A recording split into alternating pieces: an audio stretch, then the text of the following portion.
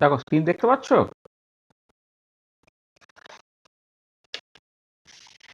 হ্যাঁ। ঠিক আছে, চলো।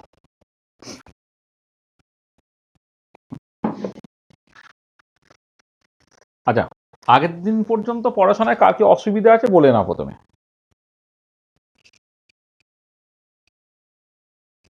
আগের দিন যে পড়াশোনা হয়েছে তাতে কারো যদি কিছু অসুবিধা থাকে বলে নাও।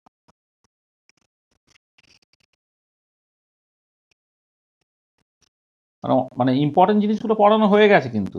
হুম, কোনো কি অসুবিধা আছে কিছু? বলো তাহলে।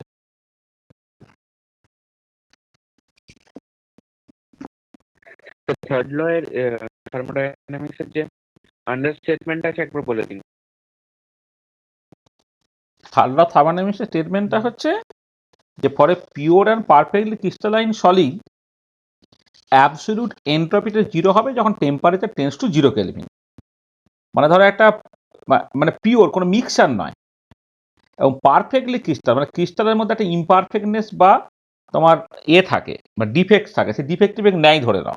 হুম, তাহলে একটা পিওর সাবস্টেন্সের ক্রিস্টাল যেখানে কোনো ইমপারফেক্টনেস নেই, তার জন্য যদি টেম্পারেচার জিরো কেলভিন করো তখন এন্ট্রপিটাও তোমার জিরো হয়ে যায়, অ্যাবসলিউট এন্ট্রপিটা জিরো হয়ে যায়। এটা হচ্ছে Planck statement of third law of thermodynamics. আর এর একটা অল্টারনেটিভ স্টেটমেন্ট আছে, সেটা হচ্ছে এই যে যদি তুমি জিরো কেলভিন অ্যাটেন্ড করতে যাও in a finite number of steps, তা তুমি সেটা পারবে না। মানে zero Kelvin cannot be attend in a finite number of steps. এটা হচ্ছে তোমার আর একটা স্টেটমেন্ট। এটাই জাস্ট থার্ড ল থার্মোডাইনামিক্সের কথা বলা হয়েছে। ঠিক আছে? এবং এটা কোথা থেকে আসছে না, যে বোল্টজম্যান ডেফিনেশন অফ এন্ট্রপির একটা কথা বলেছিলাম, S equal to K L N W. এই ডব্লিউটাকে বলে থার্মোডাইনামিক ওয়েট। এবারে যখন একটা pure and perfectly crystalline solid হয়, যখন টেম্পারেচার জিরো কেলভিন, তখন ওই যেটা ডব্লিউ যেটা সেটা হচ্ছে জিরো হয়ে যায়, এই ওয়ান হয়ে যাচ্ছে। ডব্লিউ যদি ওয়ান হয়ে যায় তাহলে এস ইকুয়াল টু কিন্তু কে এল এন ডব্লিউ, তাহলে এল এন ওয়ানের ভ্যালু কিন্তু জিরো, সেখানে অ্যাবসলিউট এন্ট্রপিটা জিরো হয়ে যায়। জাস্ট এইটুকু কথাই বলা হয়েছে, তাই না?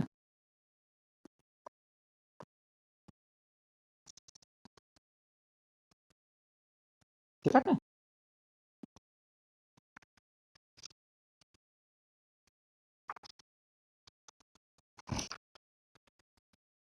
বলো আর কিছু বলো।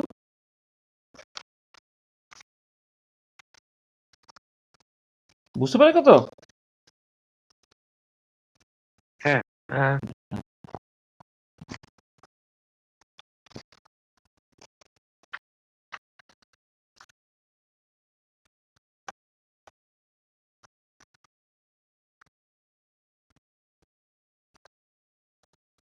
আর কারো কিছু অসুবিধা আছে, কিছু ডাউটস আছে?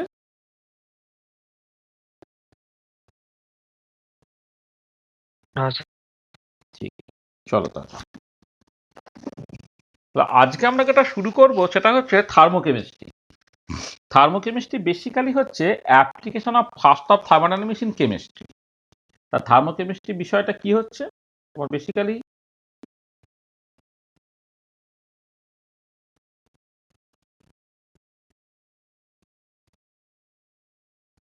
থার্মোকেমিস্ট্রি যেটা is the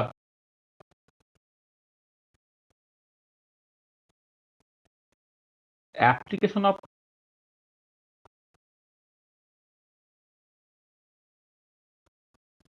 thermodynamics in chemistry. Thermochemistry is the application of thermodynamics in chemistry.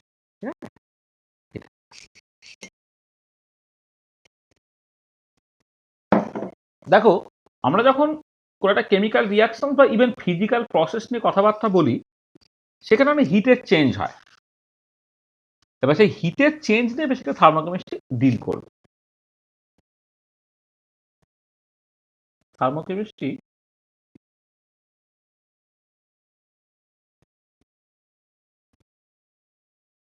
deals with heat change in various chemical and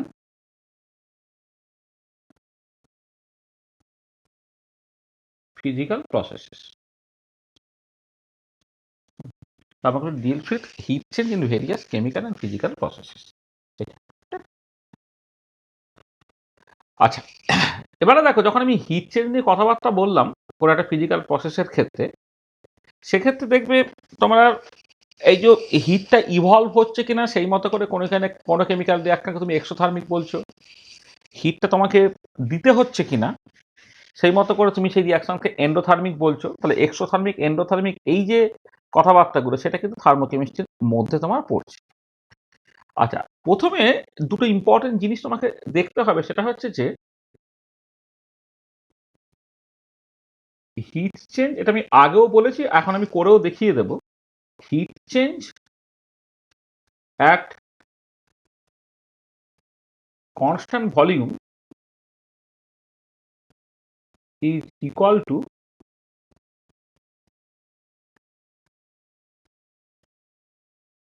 change in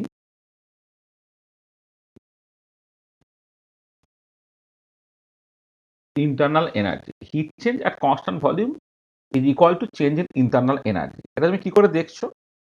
দেখো তুমি এইখান থেকে লেখো from first law of thermodynamics,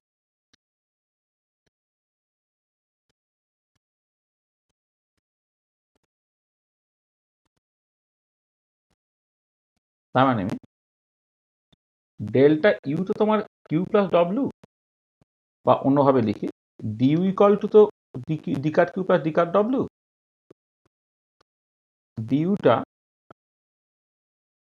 D cut Q plus D cut W, তো সেটা D cut Q minus P DV লিখলাম, বা minus P external DV লিখলাম। এটা when only PV type work is involved, এটা তুমি এটা মাইনাস পি এক্সটার্নাল ডিবি সবসময় লেখার দরকার, আবার রিভার্সেবল প্রসেস হলে সেটা মাইনাস পি ডিবিও তুমি লিখে ফেলতে পারো, সেটা কোনো অসুবিধা কিছু নেই। বা মাইনাস পি এক্সটার্নাল ডিবি, এটা মাইনাস পি ডিবিও তুমি লিখতে পারো যদি প্রসেসটা রিভার্সেবল হয়। আর সবসময় ল অফ থার্মোডাইনামিক্স আমি রিভার্সেবল প্রসেসের ক্ষেত্রে কিন্তু ব্যবহার করতে পারি, যেটা ডিকারডব্লিউ just normally minus P d v লিখলে এখানে খুব একটা কিছু অসুবিধা নেই, কারণ ultimately minus P external d v লেখো বা মাইনাস পি ডিবি লেখো, যদি ভলিউমটা কনস্ট্যান্ট থাকে তাহলে এই পার্টটা কিন্তু অটোমেটিক্যালি জিরো হয়ে যাবে। তাহলে এবারে কথা হচ্ছে যে মানে at constant volume,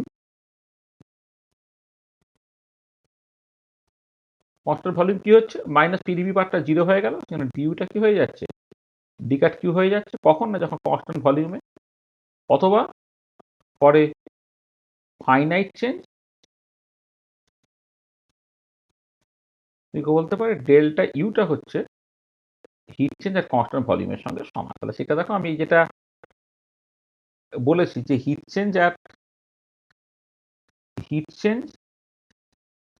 at constant volume is equal to change in internal energy. দেখো এইখানে তুমি পরিষ্কার সেটা দেখতে পেলে যে change in internal energy heat change এর কনস্ট্যান্ট ভলিউম তার সঙ্গে সমান হচ্ছে। আচ্ছা, ঠিক একই রকম করে তুমি দেখাতে পারবে যে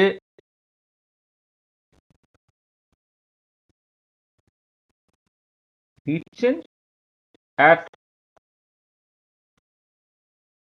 constant pressure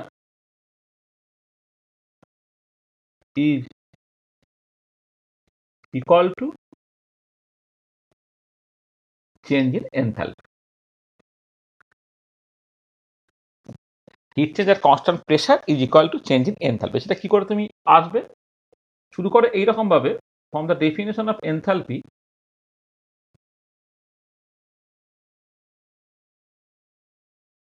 definition of enthalpy, H তো ইউ প্লাস পিভি, তাহলে ডিএইচ সমান লিখতে পারলে dU plus PdV plus VdP, এটা হলো। আচ্ছা, এবার ফার্স্ট ল অফ থার্মোডাইনামিক্স থেকে ডিইউ এর জায়গায় লিখলে d cut Q plus d cut W plus PdV plus VdP. এইটা এটা কোথা থেকে না, from first law of thermodynamics, from first law of thermodynamics এটা হয়ে গেল।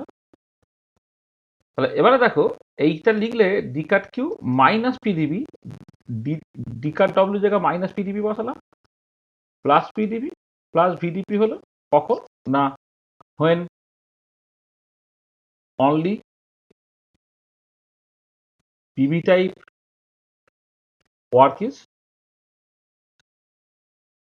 ইনভলভ। তুমি এটা লিখলে তো মাইনাস পিডিবি প্লাস পিডিবি কেটে চলে গেল, তাহলে ডিএইচটা কত হলো D cut Q plus VdP হলো। এবার এখান থেকে দেখো অ্যাট কনস্ট্যান্ট প্রেশার তাহলে কি হবে, অ্যাট কনস্ট্যান্ট প্রেশার ভিডিপি পার্টটা জিরো বাদ চলে গেল, অ্যাট কনস্ট্যান্ট প্রেশার ভিডিপি পার্টটা জিরো হয়ে গেলে সেখানে চেঞ্জ ইন এনথালপিটা কি হয়ে যাচ্ছে, D cut Q R constant প্রেশারের সঙ্গে সমান হয়ে যাচ্ছে। অথবা পরে ফাইনাইট চেঞ্জ, যখন ডি দিয়ে লিখছি তখন সেটা ইনফাইনাইটেসিমাল চেঞ্জ হচ্ছে, তাহলে পরে ফাইনাইট চেঞ্জ তুমি কি লিখতে পারবে, delta H equal to Q P এর সঙ্গে তোমার সমান হয়ে যাচ্ছে। তার মানে পরিষ্কার তুমি দেখতে পেলে কি যে হিটের চেঞ্জ অ্যাট কনস্ট্যান্ট প্রেশার সেটা যে চেঞ্জ ইন এনথালপির সঙ্গে সমান হয়ে যাচ্ছে।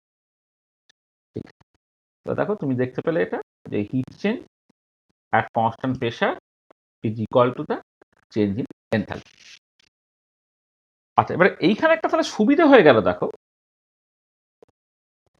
সেটা হচ্ছে যে হিট হচ্ছে ইউজুয়ালি একটা পাথ প্রপার্টি, মানে কোনো একটা ইনিশিয়াল স্টেট থেকে ফাইনাল স্টেটে, এবার একটা পার্টিকুলার ইনিশিয়াল স্টেট থেকে একটা পার্টিকুলার ফাইনাল স্টেটে যাচ্ছ, বা একটা পার্টিকুলার ইনিশিয়াল স্টেট থেকে ফাইনাল স্টেটে কিন্তু তুমি হিটের চেঞ্জটা দেখো তাহলে কিন্তু বিভিন্ন প্রসেসের ক্ষেত্রে বিভিন্ন হবে, তাহলে হিট একটা পাথ প্রপার্টি। কিন্তু যদি তুমি এই হিটের চেঞ্জটাকে মানে রিয়াকশনটাকে এমন একটা কন্ডিশনে করো যে আইদার তুমি কনস্ট্যান্ট প্রেসার কন্ডিশনটাকে স্যাটিসফাই করছো অথবা কনস্ট্যান্ট ভলিউম কন্ডিশনটাকে স্যাটিসফাই করছো, তাহলে কিন্তু চেঞ্জ ইন হিটটা সেটা কিন্তু এনথালপি চেঞ্জ বা ইন্টারনাল এনার্জি চেঞ্জের সঙ্গে সমান হচ্ছে, যেখানে এনথালপি এবং ইন্টারনাল এনার্জি তারা কিন্তু স্টেট প্রপার্টির মধ্যে বিহেভ করে। তার মানে যদি তুমি একটা কনস্ট্যান্ট প্রেসার বা কনস্ট্যান্ট ভলিউম কন্ডিশনে কোনো একটা রিয়াকশন করো, তখন হিট চেঞ্জটা এখানে কিন্তু একটা স্টেট প্রপার্টির মধ্যে বিহেভ করবে, অর্থাৎ পাথ ইন্ডিপেন্ডেন্ট হয়ে যাবে।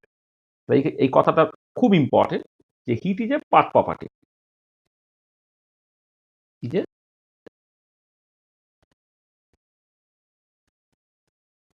Path property. এটা তার মানে হচ্ছে পরে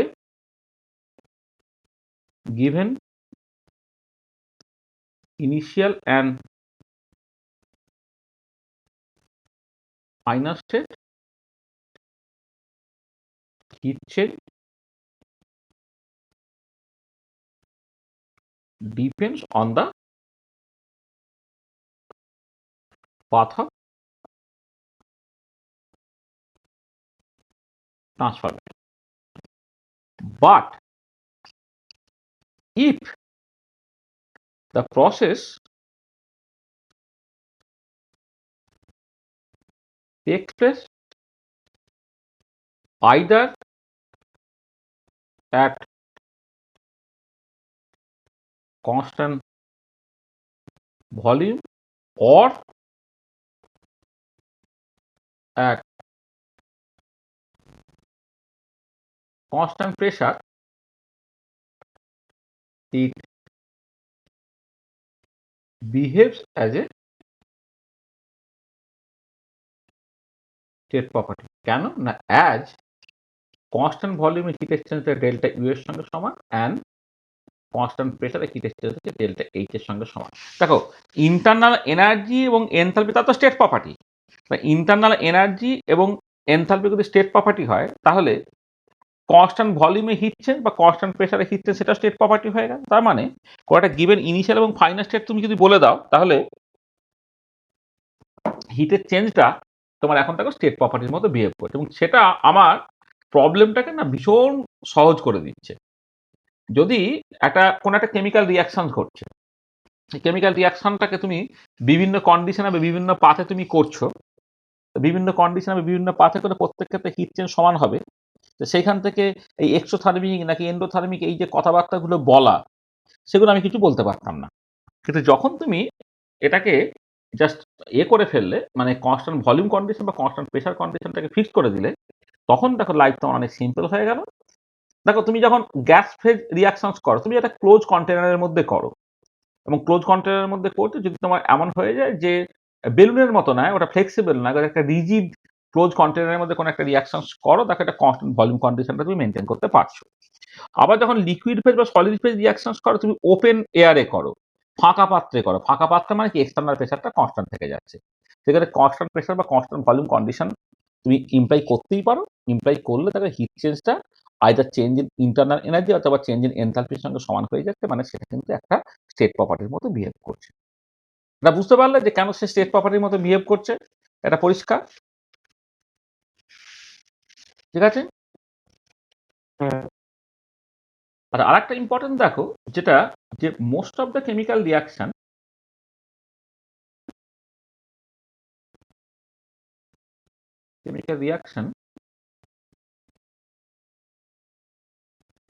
takes place in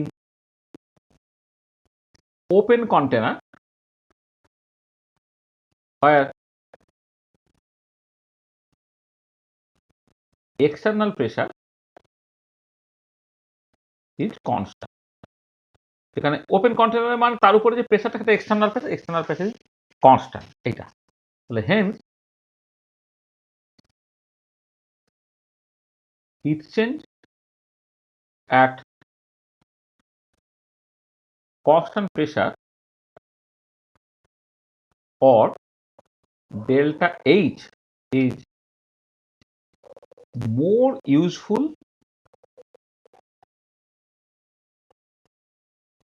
quantity than heat change at constant volume or delta H or delta U or delta U or delta U। দেখো, তাকে একটা কথা হচ্ছে যে তুমি মানে হিট চেঞ্জটা যখন করছো, মানে কোনো একটা কেমিক্যাল প্রসেস যখন করছো, তুমি ওপেন এয়ারে তো ইউজুয়ালি করো, যেখানে এক্সটার্নাল প্রেশারটা কনস্ট্যান্ট থাকে। তো এক্সটার্নাল প্রেশার কনস্ট্যান্ট হলে তুমি যে হিট চেঞ্জটাকে মাপবে, এটা কনস্ট্যান্ট প্রেশারে হিট চেঞ্জ মাপবে। কনস্ট্যান্ট প্রেশারে হিট চেঞ্জ মানে তুমি বেসিক্যালি এনথালপি চেঞ্জটা মাপবে। তাহলে সেই এনথালপি চেঞ্জটা মাপছো, দেখবে তাহলে ইন্টারনাল এনার্জির বদলে কিন্তু এনথালপি চেঞ্জটা ইউজুয়ালি মাপা হয়। এটা সেই জন্য দেখো, যদি এমন হয় যে কোনো একটা কেমিক্যাল রিয়াকশনের ক্ষেত্রে ইফ ডেল্টা এইচটা তোমার নেগেটিভ হয়, তখন দ্য রিয়াকশন ইজ এক্সোথার্মিক। তার মানে ছোটবেলায় তোমরা কি পড়েছো, যখন এনথালপির ব্যাপারটা তুমি শেখোনি, তখন কিউটা যদি নেগেটিভ হতো, অর্থাৎ হিট যদি ইভলভ হয়, মানে হিট যদি বেরিয়ে যায়, তখন তাকে সেটা নেগেটিভ হলে তুমি এক্সোথার্মিক বলতে। এখন আমরা কি করছি, যেহেতু most of the reaction constant pressure কন্ডিশনে ঘটে, তখন হিটের চেঞ্জটাই হচ্ছে এনথালপি চেঞ্জের সঙ্গে সমান। এখানে ডেল্টা এইচটা নেগেটিভ হলে দ্য রিয়াকশন ইজ এক্সোথার্মিক, আর ডেল্টা এইচটা যদি তোমার পজিটিভ হয়ে যায়, তাহলে কি হচ্ছে, the reaction is endothermic. Delta H negative হলে দ্য রিয়াকশন ইজ এক্সোথার্মিক, আর ডেল্টা এইচ পজিটিভ হলে দ্য রিয়াকশন ইজ এন্ডোথার্মিক। ঠিক আছে, এটা তুমি মাথায় রাখো। ডেল্টা এইচ নেগেটিভ হলে দ্য রিয়াকশন ইজ এক্সোথার্মিক, আর ডেল্টা এইচ পজিটিভ হলে দ্য রিয়াকশন ইজ এন্ডোথার্মিক। তাহলে এখন ওই হিট দিয়ে বলার দরকার নেই, ডেল্টা এইচ দিয়ে ব্যাপারটাকে বললেই তোমার হয়ে যাবে। আচ্ছা আচ্ছা, এবারে দেখো, কনস্ট্যান্ট প্রেসারে most of the chemical reaction ঘটছে। কেন আমি বললাম, কারণ আমি most of the reaction open এয়ারে আমি করি। কিন্তু যদি কোনো গ্যাস ফেজ রিয়াকশন হয়, তো গ্যাস ফেজ রিয়াকশনের ক্ষেত্রে তো তুমি ওপেন এয়ারে করতে পারবে না, তাহলে তো বেরিয়ে যাবে। তো গ্যাস ফেজ রিয়াকশন কিন্তু তোমাকে ক্লোজ কন্টেনারের মধ্যেই করতে হবে। সেই পার্টিকুলার কেসে কিন্তু চেঞ্জ ইন ইন্টারনাল এনার্জি অর্থাৎ হিট চেঞ্জ আর কনস্ট্যান্ট ভলিউমটা ইম্পর্টেন্ট হতে পারে। সেই জন্য গ্যাস ফেজ রিয়াকশনের ক্ষেত্রে তোমার ডেল্টা এইচ, ডেল্টা ইউ অথবা কিউ পি এবং কিউ ভি এর মধ্যে সম্পর্কটা জানাটা খুব ইম্পর্টেন্ট। তাহলে একটা কথা কাজ বলে নিই, যে relation between Q P and Q V পরে গ্যাস ফেজ রিয়াকশন। তাহলে হিট চেঞ্জ আর কনস্ট্যান্ট প্রেসার এবং হিট চেঞ্জ এবং কনস্ট্যান্ট ভলিউম, তাদের মধ্যে একটা সম্পর্ক আছে, যদি গ্যাস ফেজ রিয়াকশনের ক্ষেত্রে হয়। গ্যাস ফেজ রিয়াকশন না হলে কিউ ভি নিয়ে কেউ ইন্টারেস্টেডই নয়, কারণ আমি কনস্ট্যান্ট ভলিউমে রিয়াকশন ঘটাই না, কনস্ট্যান্ট প্রেসারে ঘটাই। কিন্তু যদি কখনো গ্যাস ফেজ রিয়াকশন ঘটে, তখন কিন্তু কিউ পি এবং কিউ ভি এর মধ্যে একটা সম্পর্ক থাকবে। দাদা দেখো আমরা জানি কি we know delta H equal to Q P and delta U equal to Q V. তাহলে from the definition of enthalpy,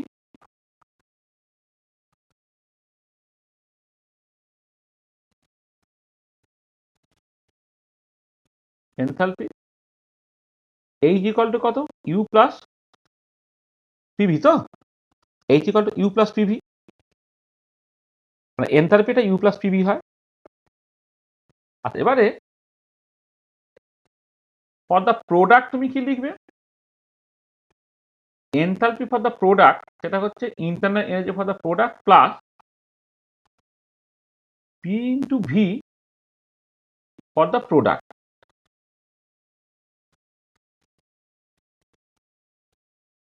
PV for the product R for the reactant কি হবে enthalpy for the reactant সেটা হচ্ছে internal energy for the reactant plus PV for the reactant এটা তাহলে change in আচ্ছা এটা এইভাবে লিখি আচ্ছা চেঞ্জ ইন এনথালপি বলি চেঞ্জ ইন এনথালপি ডেল্টা এইচটা কি হবে enthalpy for the product minus enthalpy for the reaction আমার তো কি হচ্ছে একটা কেমিক্যাল রিয়াকশন যখন করছে রিয়াকশন থেকে প্রোডাক্ট হচ্ছে তো তাহলে এই রিয়াকশনের জন্য এনথালপির চেঞ্জটা কি হচ্ছে দেখতে গেলে কি করতে হবে প্রোডাক্টের এনথালপি মাইনাস রিয়াকশনের এনথালপি। আচ্ছা এবারে এই যে দুটো ইকুয়েশন তুমি লিখলে ধরো এইটাকে যদি 1 নম্বর ইকুয়েশন বলো আর এটা 2 নম্বর ইকুয়েশন বলো ফ্রম ইকুয়েশন 1 এন্ড তুমি কি পাচ্ছ এনথালপি প্রোডাক্ট হচ্ছে U for the product plus PV for the product এইটা minus U for the reactant plus PV for the reactant এইটা। তাহলে দেখো এইটা sorry U for the product minus U for the reactant প্রথমে হলো U for the product মানে U for the reactant এইটা plus PV for the product minus PV for the reactant এটা হলো দেখো এটা ডেল্টা ইউ হয়ে গেল। আচ্ছা এবারে আমি ধরে নিচ্ছি যে assuming that the gas behaves ideally মানে রিয়াকশন আমি তো গ্যাস ফেজ রিয়াকশন কনসিডার করছি যেখানে গ্যাসটাকে ধরে নিচ্ছে আইডিয়ালি বিহেভ করে তাহলে আইডিয়ালি যদি বিহেভ করে তাহলে পিভি করে যখন আমি প্রোডাক্ট লিখছি তাহলে পিভি ফর দ্য প্রোডাক্ট আমি কি লিখবো n for the product PV equal to nRT তো তাহলে n for the product RT minus n for the reactant into RT তাহলে কি হয়ে গেল delta U equal to delta U plus n for the product minus n for the reactant n for the product minus n for the reactant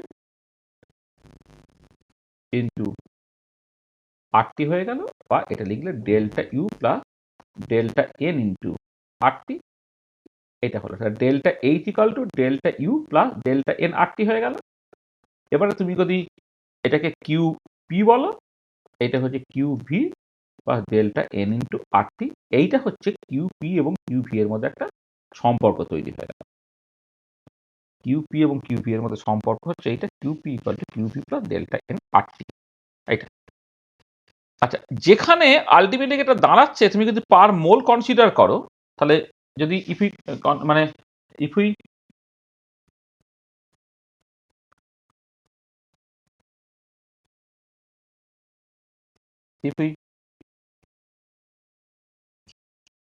consider q p and QV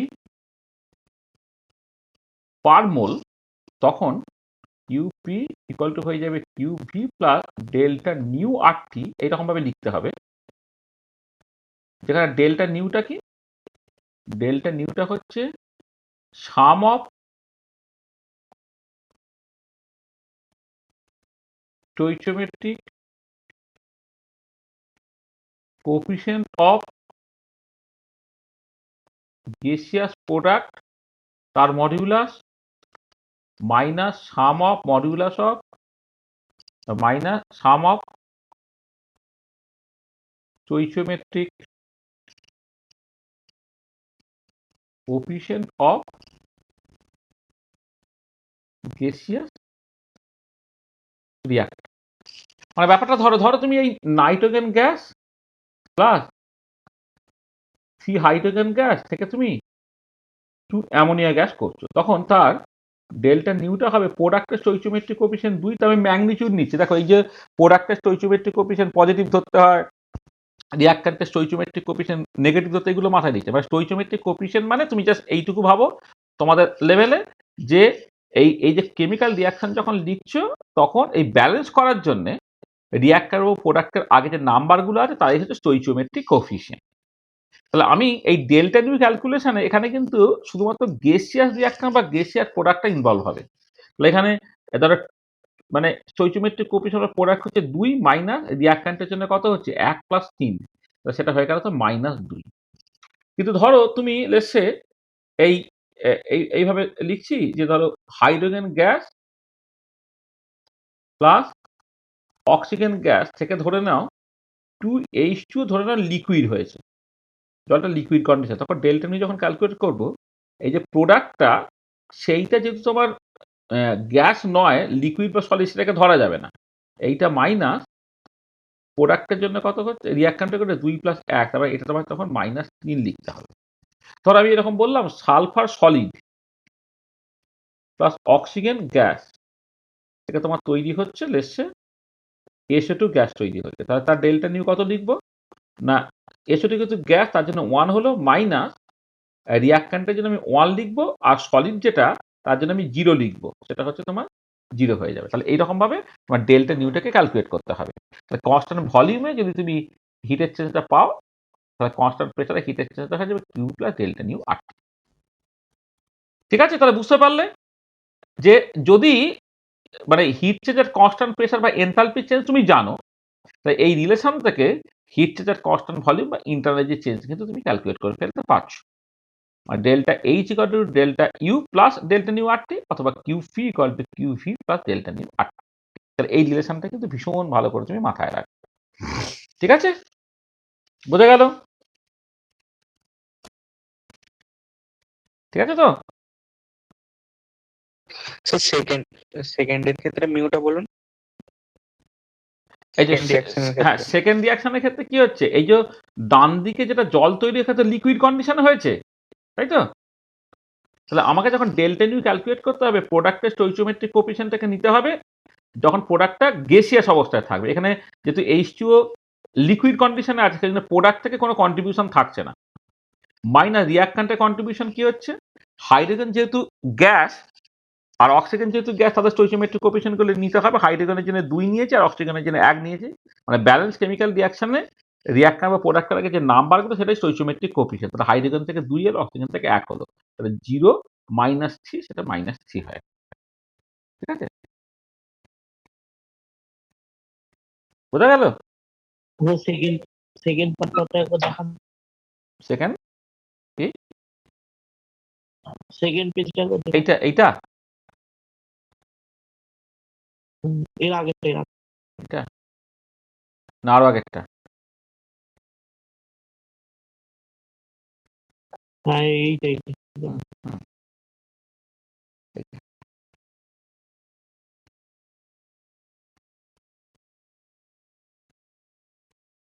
হ্যাঁ sir ঠিক আছে।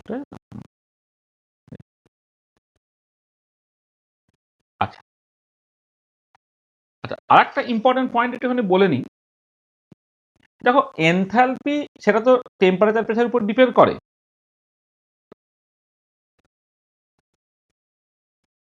Enthalpy depends on temperature and pressure. Enthalpy temperature প্রেসারের উপর নির্ভর করে। এবারে কোন একটা রিয়াকশনের জন্য যখন আমি এনথালপি চেঞ্জটাকে ক্যালকুলেট করছি, তখন মূলত আমি কোন পার্টটা নিয়ে ইন্টারেস্টেড না রিয়াকট্যান্ট থেকে যে প্রোডাক্ট হচ্ছে অর্থাৎ কেমিক্যাল যে চেঞ্জটা হচ্ছে তার জন্য এনথালপি চেঞ্জ নিয়ে আমি ইন্টারেস্টেড। টেম্পারেচার প্রেসারে কি চেঞ্জ হচ্ছে তার জন্য যে এনথালপি চেঞ্জ সেটা নিয়ে আমি ইন্টারেস্টেড নই। তাহলে enthalpy depends on temperature and pressure, but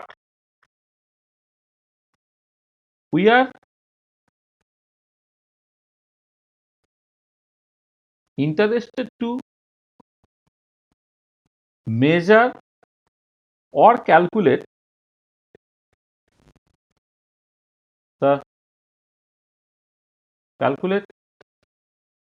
the change in enthalpy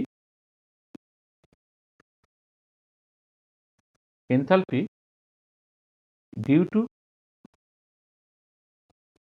chemical change only. Chemical change only, আমি শুধুমাত্র কেমিক্যাল চেঞ্জের জন্য যে এনথালপি চেঞ্জ হচ্ছে সেটা নিয়ে ইন্টারেস্টেড। তার জন্য আমাকে কি করতে হবে, তাহলে therefore we must keep reactants and products at the same temperature and pressure. তাহলে we must keep reactants and products at the same temperature and pressure। তার মানে আমি প্রোডাক্ট এবং রিয়াক্ট্যান্ট প্রোডাক্টকে যদি একই টেম্পারেচার একই প্রেসারে রাখি তাহলে যেটা হবে যে টেম্পারেচার প্রেসার ডিপেন্ডেন্সটা তুমি জাস্ট ইগনোর করতে পারবে। মানে রিয়াক্ট্যান্ট এবং প্রোডাক্ট আছে তাদের আমি যখন যখন ধরো ধরো লেটসে শুধুমাত্র একটা কোনো রিয়াকশন ঘটছে না, শুধুমাত্র একটা আইডিয়াল গ্যাস কিছু বা কোনো একটা পার্টিকুলার গ্যাস নিয়েছো, নিয়ে তার টেম্পারেচার প্রেসারটাকে চেঞ্জ করলে, তা টেম্পারেচার প্রেসার চেঞ্জ করলে এনথালপি চেঞ্জ হয়, এটা আমরা তো দেখেছি, তাই তো? যে ধরো যদি প্রেসারকে ফিক্স থেকে শুধুমাত্র টেম্পারেচার চেঞ্জ করে ডেল্টা এইচটা তুমি লিখেছো না এনসিপি বা ডেল্টা টি, এগুলো আমরা সব করেছি। বা তুমি এমন হতে পারে যে আইডিয়াল গ্যাস নয় অন্য কোনো একটা গ্যাসে টেম্পারেচারটা ফিক্স থেকে প্রেসার চেঞ্জ করলে একটা এনথালপি চেঞ্জ হতে পারে। এইটাকে নিয়ে আমি ইন্টারেস্টেড না, আমি শুধুমাত্র ইন্টারেস্টেড কি না কেমিক্যাল চেঞ্জ যেটা হলো, একটা পার্টিকুলার সেট আপ রিয়াক্ট্যান্ট ছিল সেখান থেকে একটা পার্টিকুলার সেট আপ প্রোডাক্ট তৈরি হয়েছে, তো সেই রিয়াক্ট্যান্ট এবং প্রোডাক্ট এই যে চেঞ্জটা হয়েছে শুধু সেইটুকু পার্ট নিয়ে কিন্তু আমি অ্যাকচুয়ালি ইন্টারেস্টেড। তাহলে সেই রিয়াকশনের জন্য যদি চেঞ্জ ইন এনথালপি নিয়ে আমি অ্যাকচুয়ালি ইন্টারেস্টেড থাকি তাহলে আমি জাস্ট অ্যাজিউম করে নেবো রিয়াক্ট্যান্ট এবং প্রোডাক্টটা তারা হচ্ছে একই টেম্পারেচার প্রেসারে আছে, এটুকু জাস্ট আমি অ্যাজিউম করে নেবো। ঠিক আছে, এটা তাহলে রিয়াক্ট্যান্টটা যে টেম্পারেচার প্রেসারে রাখবো প্রোডাক্টটা আমি সেই টেম্পারেচার প্রেসারেই রাখবো, তবে আমি কোনো একটা রিয়াকশনের এনথালপি চেঞ্জটাকে ক্যালকুলেট করতে পারবো। আচ্ছা, এবারে দেখো, এবারে আমি রিয়াক্ট্যান্ট ও প্রোডাক্টটাকে একই টেম্পারেচার প্রেসার এবার কোন প্রেসারে রাখবো সেইখান থেকে অ্যাকচুয়ালি একটা ইম্পর্টেন্ট কনসেপ্ট আমাকে শিখে নিতে হয়, যাকে বলে স্ট্যান্ডার্ড স্টেট। স্ট্যান্ডার্ড স্টেট, আচ্ছা স্ট্যান্ডার্ড স্টেট হচ্ছে বিভিন্ন সিচুয়েশনে বিভিন্ন। দেখো স্টেট মানে তো তুমি জানো তো যে কোন একটা পার্টিকুলার সিস্টেমকে ক্যারেক্টারাইজ করতে যে সমস্ত প্যারামিটার দিয়ে তার টেম্পারেচার প্রেসার ভলিউম হ্যানা ত্যানা ইত্যাদি ইত্যাদি তার যদি কিছু স্পেসিফিক ভ্যালু আমি বলে দিই তাহলে স্ট্যান্ডার্ড স্টেট ডিফাইন করা হলো। আচ্ছা এবারে এই স্ট্যান্ডার্ড স্টেটটা বিভিন্ন ক্ষেত্রে বিভিন্ন, তাহলে ফর গ্যাস ফ্রি রিয়াকশন বা for gaseous state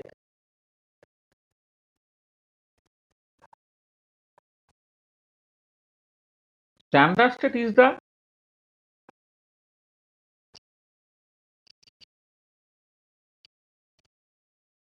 pure ideal gas at 1 bar pressure and at a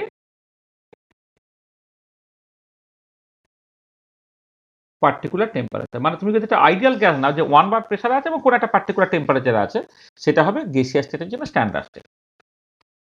আচ্ছা ফর লিকুইড স্টেট কি, লিকুইড স্টেটের ক্ষেত্রে স্ট্যান্ডার্ড স্টেটটা কি, সেটা হচ্ছে standard state is the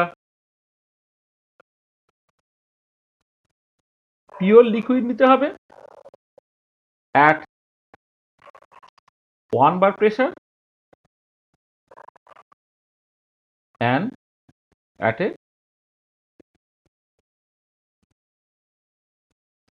particular temperature. আচ্ছা, ফর সলিড স্টেট তুমি কি করবে? স্ট্যান্ডার্ড স্টেট মানে কি? স্ট্যান্ডার্ড স্টেট হচ্ছে এখানে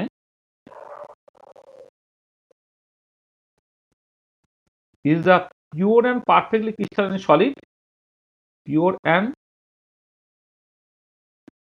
perfectly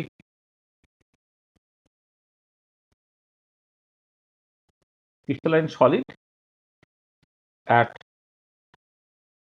1 bar pressure and at a particular temperature.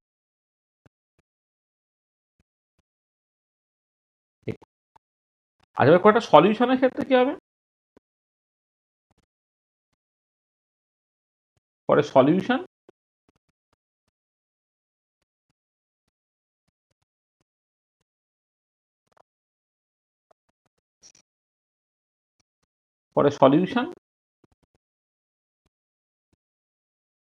standard state is the ideal solution at 1 bar pressure and concentration হচ্ছে 1 mole per kg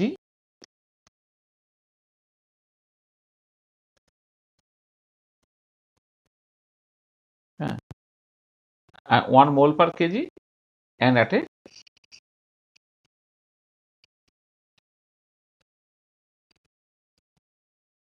particular temperature.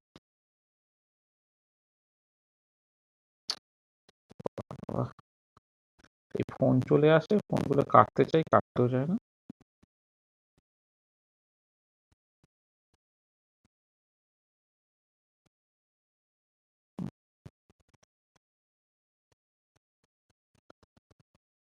হ্যাঁ, শোনা যাচ্ছে আমার কথা? হ্যালো? হ্যাঁ হ্যাঁ, হ্যাঁ। মানে আসলে এই ফোন চলে এলে না কেটে যায়। একটা ফোন চলে আসছিল। ডিএনডি করে রাখলে তো কাজ হবে।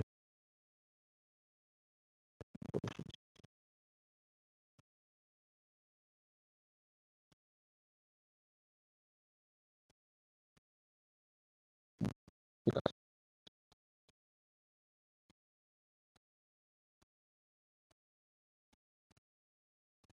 হ্যাঁ, চলো। যেটা বলছিলাম। তো সলিউশনের ক্ষেত্রে তোমাকে 1 বার প্রেসার করতে হবে। কনসেন্ট্রেশন 1 মোল পার কেজি নিতে হবে, মানে 1 মোলার সলিউশন তো টেম্পারেচারটা হচ্ছে একটা পার্টিকুলার টেম্পারেচার। এইগুলো হচ্ছে তোমার স্ট্যান্ডার্ড স্টেট। ঠিক আছে? এবারে কি হয় যে ধরো মানে কথাটা হচ্ছে আমি কি বললাম যে কোন একটা রিঅ্যাকশনের ক্ষেত্রে এনথালপি চেঞ্জ ক্যালকুলেট করতে গেলে তোমাকে রিঅ্যাকশন ও প্রোডাক্টটাকে একই টেম্পারেচার প্রেসারে রাখতে হবে। এবারে কোন টেম্পারেচার প্রেসারে আমি রাখবো? কথাটা হচ্ছে যে আমি চেষ্টা করবো স্ট্যান্ডার্ড স্টেটে রাখতে। স্ট্যান্ডার্ড স্টেটে রাখলে কি হচ্ছে, স্ট্যান্ডার্ড স্টেটে মানে প্রেসারটা 1 বারে পুরো ফিক্সড হয়ে গেল যে আমি রিঅ্যাক্টর ও প্রোডাক্টটাকে 1 বার প্রেসারে রাখবো। ওপেন এয়ারে করলে বেসিক্যালি 1 বার প্রেসারেই থাকে। আর টেম্পারেচারটা কিন্তু আমি কোনো স্পেসিফিক টেম্পারেচার বলবো না, আমি একটা পার্টিকুলার টেম্পারেচার রাখবো। 25 ডিগ্রি হলে সবার ক্ষেত্রে 25 ডিগ্রি, 20 ডিগ্রি হলে সবার জন্য 20 ডিগ্রি, 40 ডিগ্রি হলে সবার জন্য 40 ডিগ্রি অ্যান্ড সো অন। সেইটা করলে মানে বেসিক্যালি আমি স্ট্যান্ডার্ড স্টেট কথাটার মানে আমি এখানে জাস্ট বোঝালাম। স্ট্যান্ডার্ড স্টেট হচ্ছে বিভিন্ন সাবস্টেন্সের ক্ষেত্রে কিন্তু বিভিন্ন। গ্যাসের ক্ষেত্রে আইডিয়াল গ্যাস নিতে হবে 1 বার প্রেসার যে কোনো একটা টেম্পারেচারে। লিকুইড স্টেট হলে হচ্ছে একটা পিওর লিকুইড নিতে হবে 1 বার প্রেসারে কোন একটা পার্টিকুলার টেম্পারেচারে। সলিড স্টেট হলে একটা pure and perfectly crystalline solid নিতে হবে 1 বার প্রেসারে কোন একটা টেম্পারেচারে। আর যদি কোনো একটা সলিউশন কনসিডার করো, একটা আইডিয়াল সলিউশন নিতে হবে 1 বার প্রেসারে, কনসেন্ট্রেশনটা 1 মোল পার কেজি নিতে হবে বা 1 মোলাল সলিউশন নিতে হবে ওটা গিভেন টেম্পারেচারে। এটা স্ট্যান্ডার্ড স্টেট। তাহলে স্ট্যান্ডার্ড স্টেট চুজ করে নেওয়া মানে হচ্ছে বেসিক্যালি প্রেসার ডিপেন্ডেন্সটাকে আমি জাস্ট সিম্পলি ফিক্স করে ফেললাম। তাহলে তাহলে using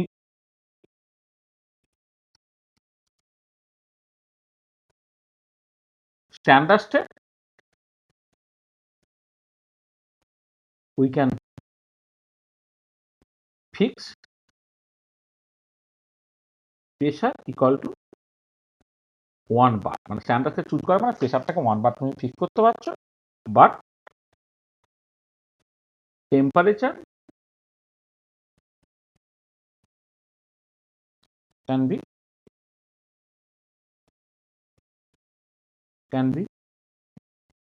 anything but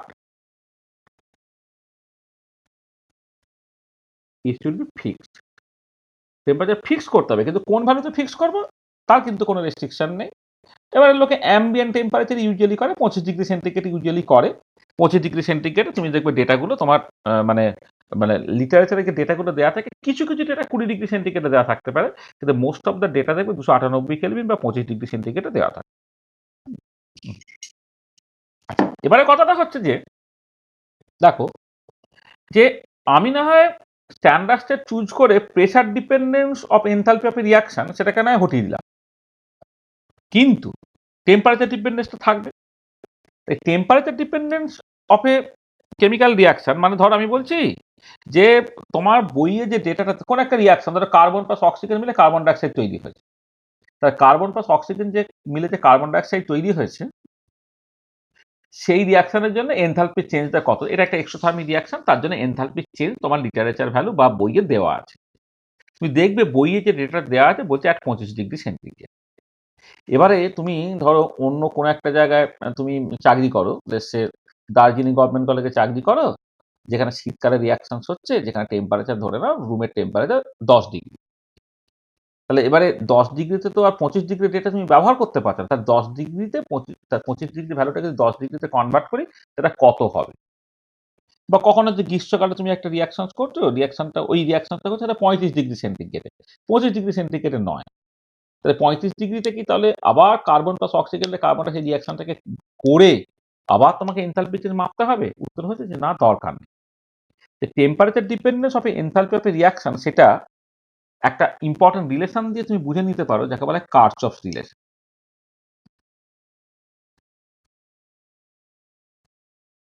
Kirchhoff's relation বা কার্চফস ইকুয়েশন, কার্চফস রিলেশন অনেক সময় কার্চফস ইকুয়েশনও বলা হয়। সেটা কি বলছে না, যদি এমন হয় যে এইটা কি করে না,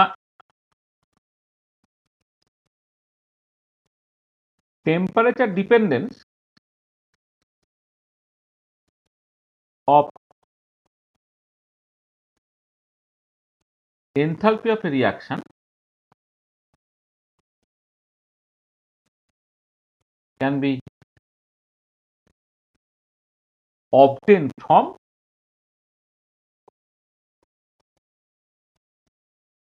Kirchhoff's relation। কি দেখো, তো আমি বললাম যে let delta H T1 is the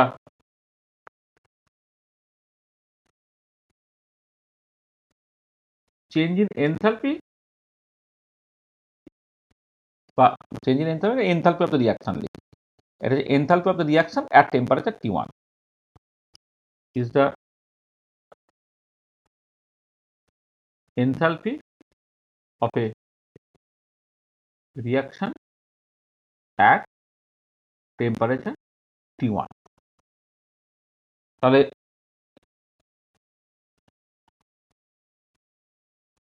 enthalpy of the same reaction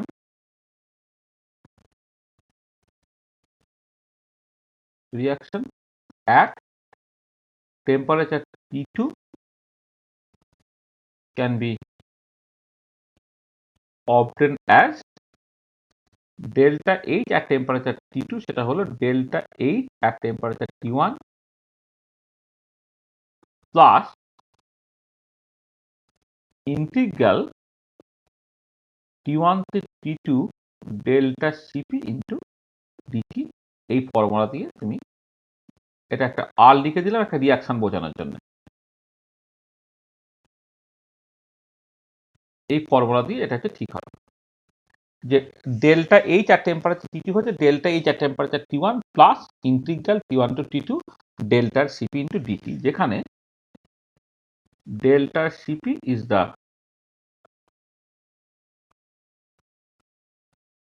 heat capacity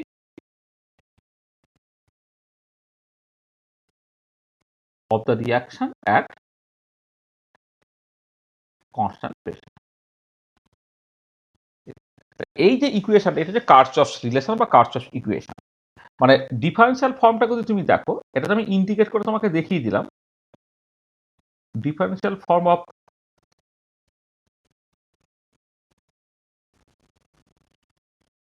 Kirchhoff ইকুয়েশনটা হচ্ছে এরকম দেখতে হয়, del delta r H by del T at constant p equal to delta r cp। এই যে ডিফারেন্সিয়াল ফর্ম ইন্টিগ্রেট করলে, আমি একবার ইন্টিগ্রেট করে লিখে দিলাম, যেহেতু তোমাদের ইন্টিগ্রেশন এখন শেখা হয়নি। তাহলে ডি ডেল্টা আর এইচটা, এটা ডেল্টা ডিটি থেকে ডান দিকে বসিয়ে দিতে হয়, তোমাকে ইন্টিগ্রেট করতে হয়। যখন টেম্পারেচার T1 তখন ডেল্টা আর এইচটাকে ডেল্টা এইচ এইচ T1 লিখতে হয়, যখন টেম্পারেচার T2 তখন ডেল্টা এইচটা ডেল্টা এইচ এইচ T2 লিখতে হয়। তা তুমি পেয়ে যাবে ডেল্টা, মানে এটা হচ্ছে রিয়াকশনের জন্য, তুমি এখানে আর সাফিক্সটা চাইলে দিতে পারো, মানে এখানে এই আর সাফিক্সটা হচ্ছে রিয়াকশন বোঝানোর জন্য, আর কিছু না। Delta r H at temperature T2, সেটা হচ্ছে delta r H at temperature T1 plus integral T1 to T3 delta Cp. তোমাকে যদি ডেল্টা সিপির এক্সপ্রেশন বলে দেয়, তাহলে এইখান থেকে দেখো T1 temperature enthalpy of the reaction যদি জানো, তাহলে T2 টেম্পারেচারে এনথালপি অফ দ্য রিয়াকশন কি হবে তুমি এই রিলেশন থেকে বের করতে পারবে। This is very very important relation. ঠিক আছে, হলো, ঠিক আছে তো। তাহলে এটা হচ্ছে কার্চফ রিলেশন। কার্চফ রিলেশন তাহলে কি বলছে, যে কোন একটা পার্টিকুলার টেম্পারেচার যদি এনথালপি অফ দ্য রিয়াকশন জানো, তাহলে অন্য temperature enthalpy of the reaction তুমি এই কার্চফ রিলেশন থেকে বের করতে পারছো। ঠিক আছে, বোঝা গেল?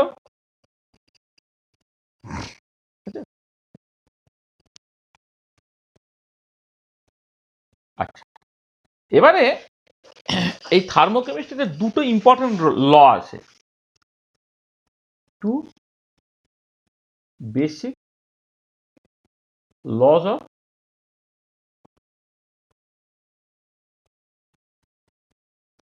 থার্মোকেমিস্ট্রি। Two basic laws of thermochemistry, two basic laws of thermochemistry কি সেটা? আচ্ছা, প্রথম যে লটা, তাকে বলা হয় ল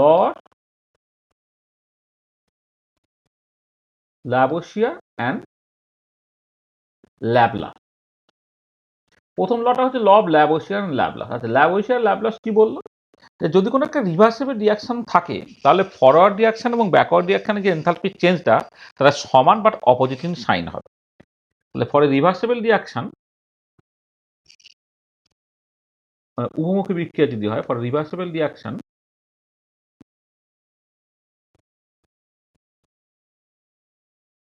enthalpy change for the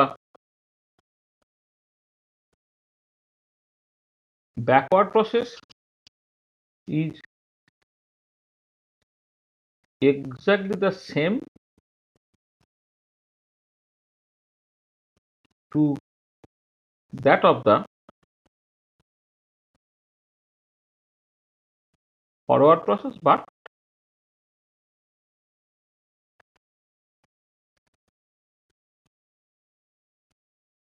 opposite in sign. So for a reversible reaction, enthalpy change for the backward process is exactly the same to that of the forward process, but opposite in sign. মানে ধরো তুমি এই ধরো ভাবছো একটা একটা reaction তুমি consider করছো, ধরো আমি একটা মোটামুটি একটা রিভার্সিবল রিয়াকশন কনসিডার করছি। ধরে নাও এই hydrogen gas plus I2 gas থেকে তোমার তৈরি হচ্ছে 2HI গ্যাস। এর জন্য enthalpy change for the forward reaction দেখো ডেল্টা এইচ ধরে নাও, এই ফরওয়ার্ড রিয়াকশনের জন্য এনথালপি চেঞ্জটা হচ্ছে ডেল্টা এফ এইচ, মানে এফ ফর ফরওয়ার্ড, এটির জন্য এনথালপি চেঞ্জ হচ্ছে ডেল্টা এফ এইচ। আর এবারে তুমি যদি এইটা করো 2HI গ্যাস, এইটা আমি এক কাজ করি, রিভার্সিবল রিয়াকশনটা হচ্ছে তো, তাহলে আমি এইটা এদিকে দেখাচ্ছি। এইটা কোনো এনথালপি চেঞ্জ যদি ডেল্টা এফ এইচ হয়, তাহলে এইটা ভেঙে গিয়ে যখন H2 gas plus I2 gas হচ্ছে, তার জন্য এনথালপি চেঞ্জটা ডেল্টা ব্যাকওয়ার্ড এই সেটা হচ্ছে এই ফরওয়ার্ড প্রসেসের এনথালপি চেঞ্জের সঙ্গে সমান বাট অপোজিট ইন সাইন। এটা হচ্ছে কথা। তো এটাকে বলছে ল অফ ল্যাভোইসিয়ার এন্ড ল্যাভ ল। তাহলে ফরওয়ার্ড এখানে এনথালপি চেঞ্জ, ব্যাকওয়ার্ড এখানে এনথালপির সঙ্গে সমান হবে, বাট অপোজিট ইন সাইন। এটা একটা ইম্পর্টেন্ট পয়েন্ট তুমি মাথায় রাখো। আচ্ছা, সেকেন্ড যেটা ভীষণ ইম্পর্টেন্ট ল, তাকে বলা হয় Hess's law of constant heat summation. Hess's law, মানে হেসেস ল, একে এক কথা মানে এমনি হেসেস ল বললেও হয়, এটাকে অনেক সময় খুলে বলা হয় Hess's law of constant heat summation. আর Hess's law of constant heat summation জিনিসটা কি? সেটা হচ্ছে ধরো কোন একটা রিয়াকশন সিঙ্গেল স্টেপেও ঘটতে পারে, মাল্টি স্টেপেও ঘটতে পারে। একই রিয়াকশন তুমি সিঙ্গেল স্টেপে ঘটাতে পারো, মাল্টি স্টেপেও ঘটাতে পারো। এবার মাল্টি স্টেপে ঘটালে প্রত্যেকটা স্টেপে যে এনথালপি চেঞ্জ হবে তাদের যোগফল হবে সিঙ্গেল স্টেপে প্রসেসটা করলে যে এনথালপি চেঞ্জ হবে তার সঙ্গে সমান। তাহলে বললাম a reaction may take place in a single step or in a number of steps। এবারে বলা হচ্ছে sum of enthalpy change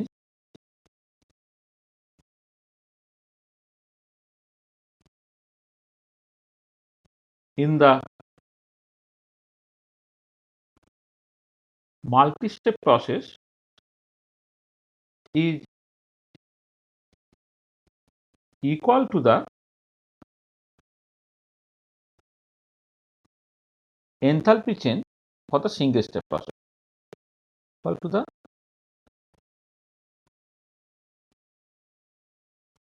enthalpy change for the single step process।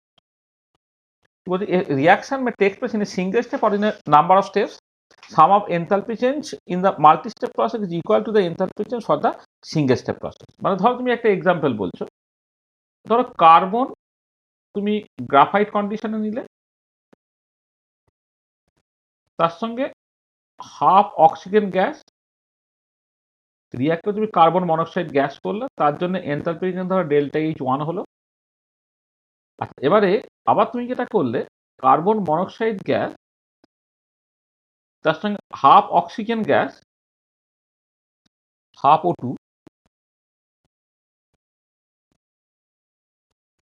Half O2 gas থেকে তুমি কার্বন ডাইঅক্সাইড গ্যাস তৈরি করলে, তার জন্য enthalpy change হলো ডেল্টা এইচ 2। আচ্ছা, এবারে এই দুটো রিয়াকশন তুমি যোগ করে দাও। যোগ করলে কি হচ্ছে, কার্বনকে তুমি নিলে গ্রাফাইট কন্ডিশনে, প্লাস এই দুটো যোগ করলে O2 গ্যাস হয়ে গেল, থেকে তৈরি হলো যে carbon monoxide gas, carbon monoxide কেটে গিয়ে CO2 গ্যাস হলো। তাহলে এইটা হচ্ছে দেখো একটা স্টেপে করলে যেটা হয় সেটা। তার জন্য যদি এনথালপিকে ডেল্টা এইচ বলো, তাহলে হচ্ছে delta H 1 plus delta H 2 এর হচ্ছে যোগফল হচ্ছে এইটা। তাহলে এই যে প্রথম স্টেপটা এখানে এনথালপি চেঞ্জ, সেকেন্ড স্টেপটা এখানে এনথালপি চেঞ্জ করেছে, তার দুটো স্টেপে প্রসেসটা করছে। আর একটা স্টেপে প্রসেসটা করলে কার্বন গ্রাফাইট অক্সিজেন সাথে রিঅ্যাকশন করে সরাসরি কার্বন ডাইঅক্সাইড তৈরি হতো। তাই এখানে ডেল্টা এইচটা যেটা হবে সেটা হচ্ছে দুটো স্টেপে যে এনথালপি চেঞ্জ হয়েছে তার যোগফলের সঙ্গে সমান হচ্ছে। তাকে বলা যায় Hess's law of constant heat summation. এবং এই Hess's law of constant heat summation থাকার জন্য তুমি যখন ওই কোনো একটা কেমিক্যাল রিয়াকশন যেটা মাল্টি স্টেপ প্রসেসে ঘটছে, সেটাকে না তুমি ওই যেমন করে তোমরা দেখবে ক্লাস 9-এ এই হয়তো এরকম তোমার বলা আছে, দুটো ইকুয়েশন বলে দেওয়া আছে সাইমালটেনিয়াস ইকুয়েশন, তার ax plus by a1x plus b1y equal to c1, আর হচ্ছে a2x plus b2y equal to c2। এরকম বলতে না যে 1 নম্বর ইকুয়েশন এত দিয়ে গুণ করিয়া 2 নম্বর ইকুয়েশনকে এত দিয়ে গুণ করিয়া বিয়োগ করিয়া পাই যেমন লিখছে, এখানে তুমি সেই সিচুয়েশন থেকে লিখতে পারবে, এটা মাথায় রাখবে। ঠিক আছে, এক্ষেত্রে এই যে Hess's law of constant heat summation আছে বলে তুমি একদম এই থার্মোকেমিস্ট্রির এই যে ইকুয়েশনগুলোকে তুমি জাস্ট অ্যালজেব্রিক ইকুয়েশনের মতো করে সিম্পল ভাবে লিখতে পারবে। এটা ভীষণ ভীষণ কাজের, তুমি দেখতে পাবে। তাহলে এই দুটো হচ্ছে একটু বেসিক লজ অফ থার্মোকেমিস্ট্রি, এটা দেখবে আমরা অনেক ক্ষেত্রে কাজে লাগাচ্ছি। এবারে দেখো, আমি তো বিভিন্ন রকমের প্রসেস করছি, মানে যখন কোনো একটা কেমিক্যাল বা ফিজিক্যাল প্রসেসে এনথালপি চেঞ্জ নিয়ে আমি ইন্টারেস্টেড, তাহলে এবারে বিভিন্ন রকমের প্রসেস ঘটে, সেই মতো করে এনথালপি চেঞ্জের বিভিন্ন রকমের নাম হয়। তাহলে আমি বললাম প্রথমে একটা জিনিস আমি বোঝার চেষ্টা করব, standard molar enthalpy of formation. Standard molar enthalpy of formation. আচ্ছা দেখো, একটা প্রথমে এক্সাম্পল দিই। ধরো তুমি কার্বন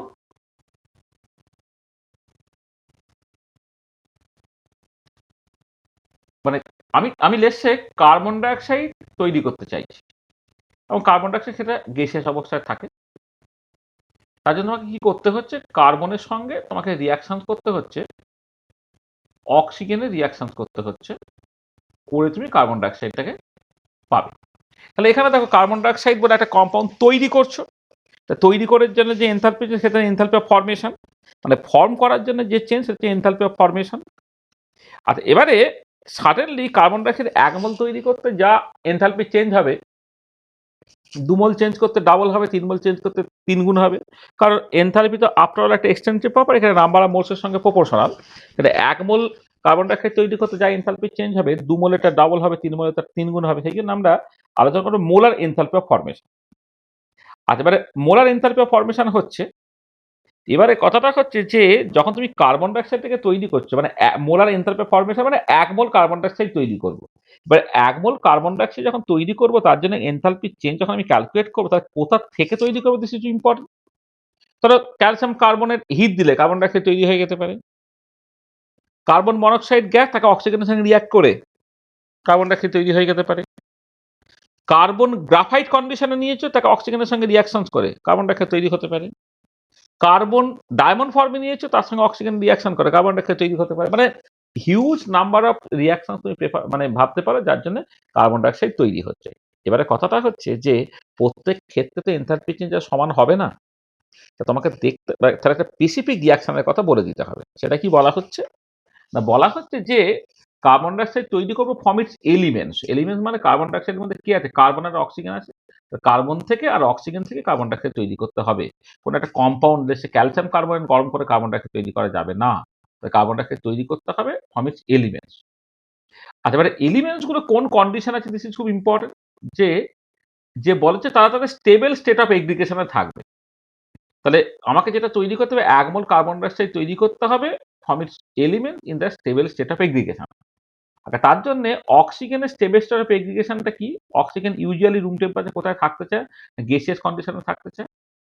আচ্ছা এবারে এই যে কার্বনটা, কার্বনটা মানে অর্ডিনারি টেম্পারেচারে সে সার্টেনলি সলিড অবস্থায় থাকতে চায়, কিন্তু কার্বনের অ্যালোট্রোপ আছে। তাহলে শুধু সলিড লিখে দিলে হবে না।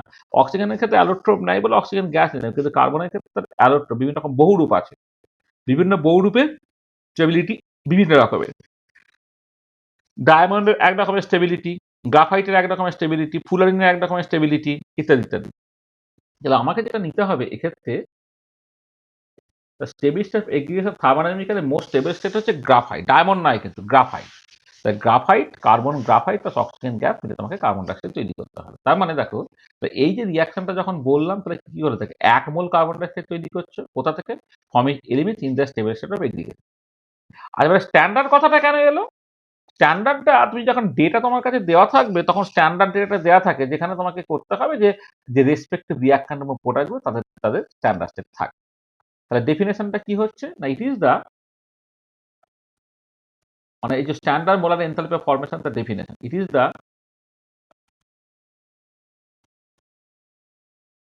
change in enthalpy to form 1 mole of a particular compound from its elements in their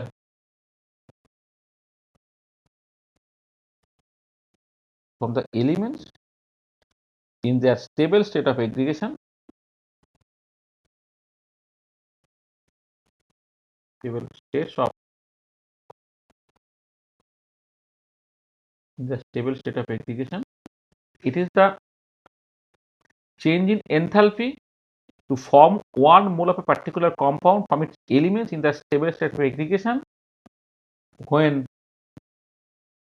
all the reactants and products are in their respective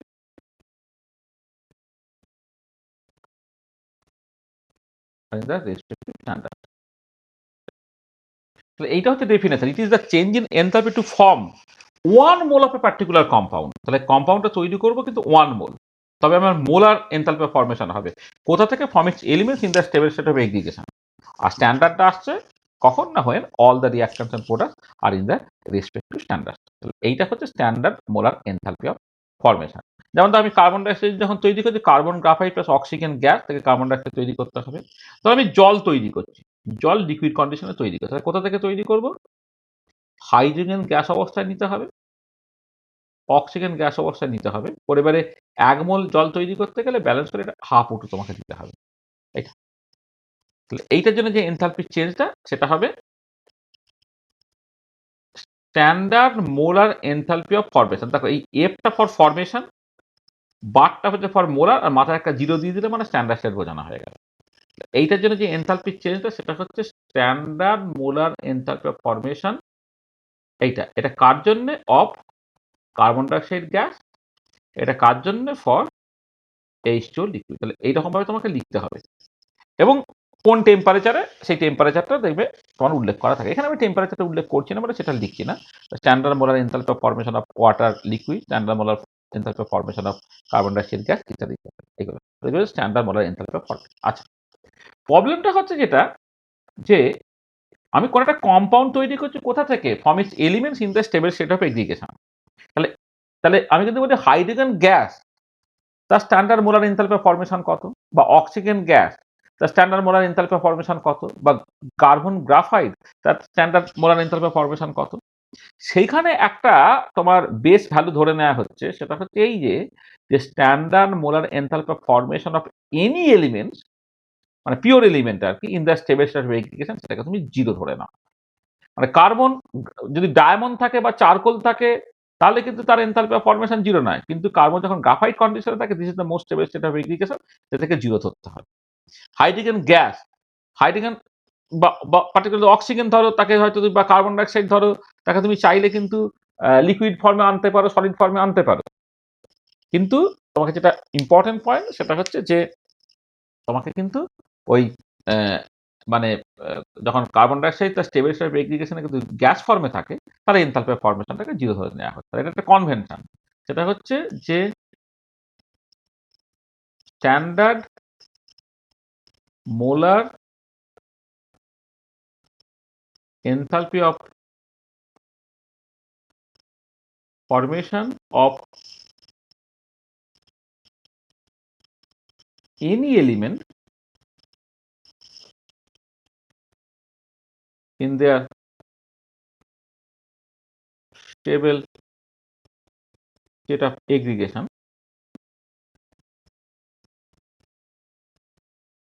is taken as zero. এটা কিন্তু convention. Standard molar enthalpy of formation of any element in the stable state of aggregation is zero. Oxygen gas তার stable state of oxygen gas তার enthalpy formation zero standard স্টেটে। Hydrogen gas তার enthalpy formation of zero. Carbon graphite formation zero. কিন্তু carbon dioxide বা জল এগুলো যদি consider করো তাহলে standard molar enthalpy formation zero না, কারণ তারা এলিমেন্ট নয়।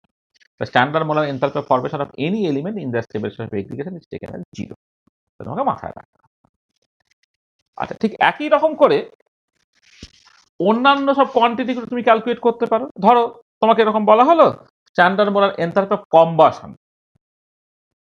এরকম একটা বলছি যে standard molar enthalpy of combustion. Combustion ফেনোমেননটা কি? ধরো তুমি একটা এক্সাম্পল বলি, ধরো না তুমি একটা মিথেন তুমি কনসিডার করছো, যে গ্যাসিয়াস অবস্থায় আছে, তাকে তুমি কি করছো না রিকুইজিট অ্যামাউন্ট অক্সিজেনের প্রেজেন্সে পোড়াচ্ছ, পুড়িয়ে কি তৈরি করবে, কার্বন ডাইঅক্সাইড গ্যাস তৈরি করলে, আর জলটাকে তুমি ধরো দিনের শেষে লিকুইড ফর্মে তৈরি করলে। আচ্ছা এটাকে ব্যালেন্স করার জন্য যা সব লাগে টাকে তুমি না হয় দেবে, এখানে তুমি 2 দিলে, হ্যাঁ তাহলে এখানে তোমার 2 লেগে যাচ্ছে, তাহলে তোমার ব্যালেন্সটা হয়ে যাচ্ছে। তাহলে দেখো, তাহলে এখানে মিথেন গ্যাসটাকে তুমি পোড়াচ্ছ কিসে না লিকুইজিন অ্যামাউন্ট অফ অক্সিজেনের প্রেজেন্স, তার জন্য তৈরি হচ্ছে কি কার্বন ডাইঅক্সাইড গ্যাস এবং জল তৈরি হচ্ছে। এবার প্রোডাক্টটা কি তৈরি হবে সেটা সাডেনলি হচ্ছে কাকে পোড়াচ্ছে তার উপরে নির্ভর করে। তাহলে এর জন্য যে এনথালপি চেঞ্জ সেটা হচ্ছে এনথালপি অফ কম্বাশন। আর মোলার মানে 1 মোল কম্পাউন্ডকে পোড়াবো এবং যেখানে রিঅ্যাকট্যান্ট পোড়াবো তার রেসপেক্টিভ স্ট্যান্ডার্ড স্টেটে থাকবে। তাহলে ইট is the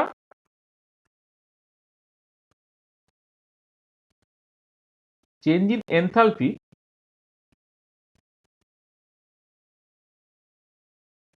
for the formation of, it is the change in enthalpy for the formation of, formation না sorry, for the combustion of, আমি তো enthalpy of combustion বলছি, for the combustion of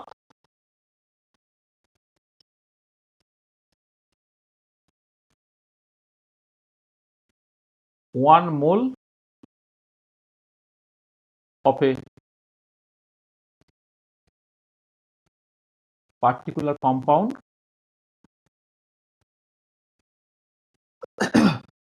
in presence of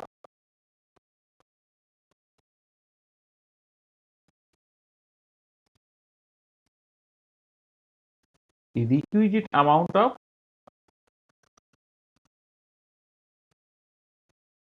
oxygen when all the reactants and product are in their respective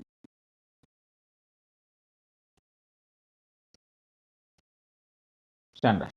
So it is the change in enthalpy for the combustion of one mole of a particular compound in presence of requisite amount of oxygen when all the reactants and products are in the respective standard states. ঠিক আছে? তা দেখো যেমন আমি এই যে enthalpy of মানে formation বললাম, এনথালপি কম্বাশন বললাম, তাহলে এই রকমের তোমার প্রচুর ওই ধরনের ধরো প্রসেস থাকবে।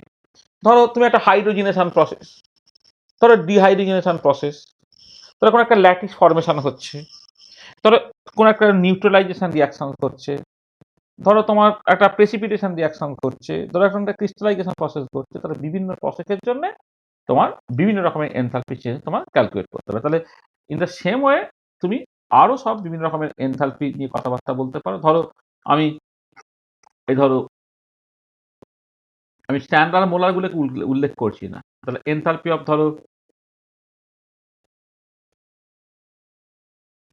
হাইড্রোজেনেশন থাকতে পারতো, আচ্ছা ল্যাটিস এনথালপি থাকতে পারতো, একটা ল্যাটিস তৈরি হচ্ছে, এটা আমরা বন্ডিং এ খুব ভালো করে পড়েছিলাম,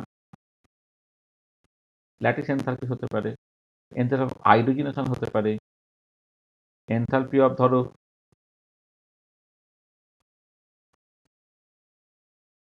ডিহাইড্রোজেনেশন হতে পারে, বা এনথালপি অফ নিউট্রালাইজেশন হতে পারে, এনথালপি অফ আয়নাইজেশন হতে পারে, এনথালপি অফ ধরো সলভেশন হতে পারে, এনথালপি অফ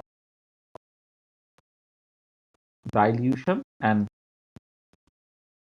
সলিউশন এটা হতে পারে, হ্যাঁ, এনথালপি অফ ধরো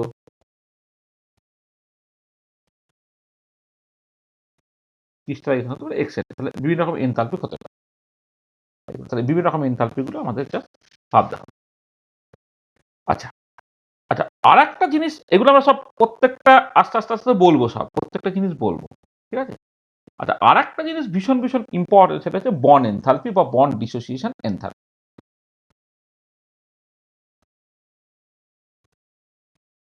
bond enthalpy or bond dissociation enthalpy and average bond enthalpy.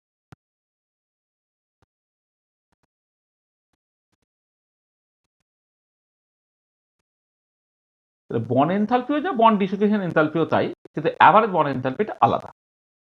আচ্ছা, এবারে দেখো এই যে এই পরিষ্কার বন্ড ডিসোসিয়েশন এনথালপি, এই নামটা শুনলেই তুমি বুঝতে পারছো যে একটা বন্ডকে তোমাকে ডিসোসিয়েট করতে হবে, তাই তো? আচ্ছা, এবারে একটা বন্ডকে ডিসোসিয়েট করার জন্য যে এনথালপি চেঞ্জটা হবে সেটা হচ্ছে বন্ড ডিসোসিয়েশন এনথালপি। আচ্ছা, এখানে একটা প্রথমেই যে কথাটা একটু বলার দরকার, সেটা যখন একটা বন্ড তুমি ডিসোসিয়েট করছো, তা দু রকম ডিসোসিয়েশন তুমি ভাবতে পারো। দু রকম ডিসোসিয়েশন মানে কি, ধরো এইচ সেল তুমি ভাঙছো, এইচ প্লাস সেল মাইনাস এই ধরনের হেটেরোরাইটিক ফিশনের কথা তুমি ভাবতে পারো, অথবা এইচ সেল ভেঙে গিয়ে H dot plus CL dot অর্থাৎ তার হোমোলাইটিক ফিশনের কথা তুমি ভাবতে পারো। ঠিক আছে, হয়তো হাইড্রোজেন, ক্লোরিন, ব্রোমিন, এখন ডায়াটমিক মলিকুলের ক্ষেত্রে তুমি জাস্ট ডট ডট হিসেবে ভাঙাটাই প্রেফার করবে, কিন্তু এইচ সিএল যাদের মধ্যে একটা পোলারিটি আছে, সেখানে তুমি এইচ প্লাস সিএল মাইনাস হিসেবে ভাঙবে নাকি এইচ ডট সিএল ডট হিসেবে ভাঙবে, this is actually very very important. ঠিক আছে, তাহলে যেটা কথা সেটা হচ্ছে যে যে তোমাকে সবসময় হোমোলাইটিক ফিশন করতে হবে। মানে ধরো এইচ সিএল এর যদি দুটো ভাঙার কথা তুমি ভাবো, ধরো একটা এইচ সিএল এর কথা বলা হচ্ছে, সেইটা তোমার H dot plus CL dot এরকম ভাঙতে হতে পারে, আর একটা ধরো H plus plus CL dot, অথবা কেউ বলতে পারে H minus plus CL plus. Most unlikely, এটা হচ্ছে আনলাইকলি তুমি ভাবলাম, তাহলে এইটাকে বলা হচ্ছে হোমোলাইটিক ফিশন।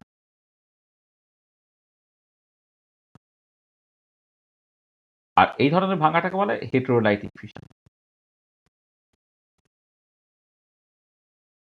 হেটেরোলাইটিক ফিশন, সবসময় যখন বন্ড এনথালপি বা বন্ড ডিসোসিয়েশন এনথালপি নিয়ে কথাবার্তা বলা হবে, তখন কিন্তু সবসময় আমরা হোমোলাইটিক ফিশনের কথা বলবো। কি দাঁড়াচ্ছে তাহলে, বন্ড ডিসোসিয়েশন এনথালপি বা সিম্পলি বন্ড এনথালপিও বলা হয়, is the change in enthalpy for homolytic fission of a particular bond in a particular chemical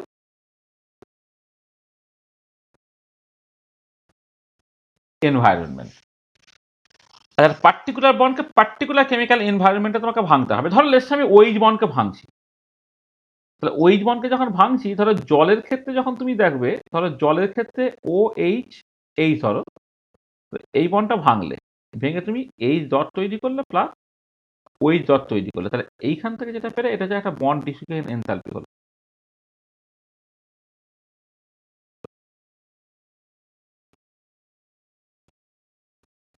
enthalpy of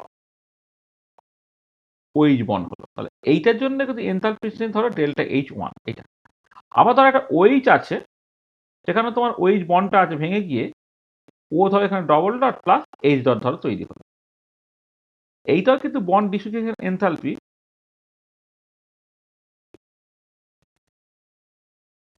OH bond in H two. এটা হচ্ছে bond dissociation enthalpy of OH bond in OH, মানে কোন chemical এনভায়রনমেন্টে কোন particular বন্ডটা ভাঙতে, this is important. তুমি ও মানে H sell bond ভাঙতে পারো, ওইচ বন্ড ভাঙতে পারো, হ্যাঁ। এবার ওইচ বন্ড যখন ভাবছো কোন কেমিক্যাল এনভায়রনমেন্টে বন্ডটা ভাঙছে, সেটা খুব ইম্পর্টেন্ট। তাহলে bond dissociation enthalpy is the change in enthalpy for the homolytic fission. প্রথম কথা, ফিশনটা হোমোলাইটিক হতে হবে of a particular bond in a particular chemical environment. আচ্ছা, এবারে যদি দেখো এই যে ওইচ বন্ডটা, মানে জলের ক্ষেত্রে দুটো আছে, একটা হচ্ছে যে প্রথমে H dot plus OH dot, তারপর হচ্ছে ওইচটা ভেঙে গিয়ে O double dot plus H dot, এরকম ভাবে হচ্ছে। তো তাহলে এবারে যদি এমন হয় যে ওইচ বন এনার্জির কথা তোমাকে বললো, তাহলে ওইচ বন এনার্জির যে ডেটাটা তোমার বইয়ে দেওয়া থাকে, সেটা হচ্ছে অ্যাভারেজ বন এনার্জি ডেটা দেওয়া থাকে। তাহলে যদি এমন এরকম হয় যে এই বন্ড ডিসোসিয়েশন এনথালপি, মানে একটা পার্টিকুলার বন্ডের জন্য বন্ড ডিসোসিয়েশন এনথালপি তুমি ডিফারেন্ট কেমিক্যাল এনভায়রনমেন্ট বা বিভিন্ন কম্পাউন্ডের ক্ষেত্রে তুমি ক্যালকুলেট করলে, ওইটাতে অ্যাভারেজ করলে যেটা পাবে সেটা হচ্ছে অ্যাভারেজ বন্ড এনথালপি। তাহলে অ্যাভারেজ বন্ড এনথালপিটা হচ্ছে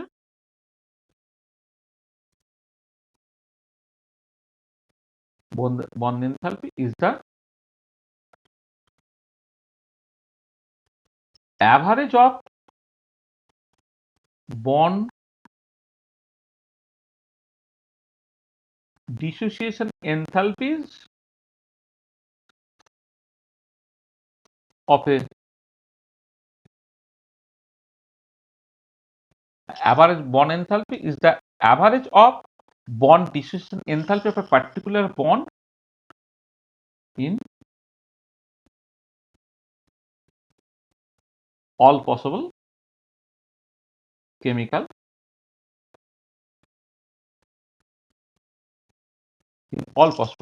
environment।